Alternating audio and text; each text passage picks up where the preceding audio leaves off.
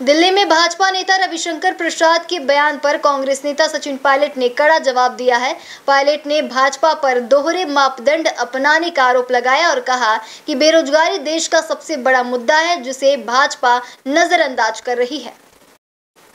दिल्ली में भाजपा नेता रविशंकर प्रसाद के राहुल गांधी पर हमले के बाद कांग्रेस नेता सचिन पायलट ने भाजपा पर पलटवार किया है। पायलट ने कहा कि भाजपा अब केवल राहुल गांधी को टारगेट करने में अटकी है, क्योंकि वे 400 की जगह 240 सीटों पर सिमट गई है। उन्होंने यह भी कहा कि विधानसभा चुनावों में जनता कांग्रेस के पक्ष में है, जिससे भाजपा चिंतित है।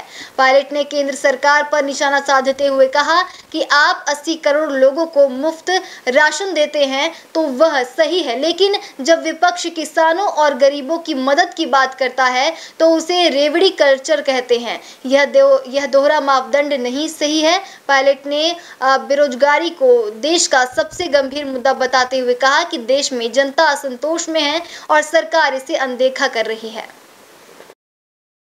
भारतीय जनता पार्टी का एक ही मुद्दा है। लोकसभा चुनाव में जब 400 की जगह 240 पे अटक गया कर, अब वो सिर्फ राहुल गांधी जी को टारगेट करने का काम कर रहे हैं। मुझे लगता है कि विपक्ष की आवाज मजबूत हो रही है तो कहीं ना कहीं बेचैनी सत्ता पक्ष को होती है।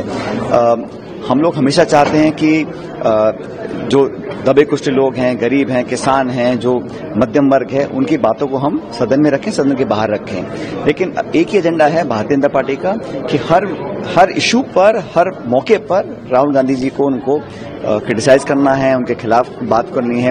अब विधानसभा के चुनाव चल रहे हैं, जनता का जो माहौल है, जो मुझे लग रहा है वो कांग्रेस के पक्ष में है, उसको देखकर भी कहीं ना कहीं भाजपा के अंदर कुछ बेचैनी चिंता है, इसलिए इस प्रकार की बातें उनके नेता बोल रहे हैं। न्यू वीडियोस की अपडेट पाने के लिए सब्सक्राइब करें इंडियन न्यूज को और बेल आइकन को दबाएं।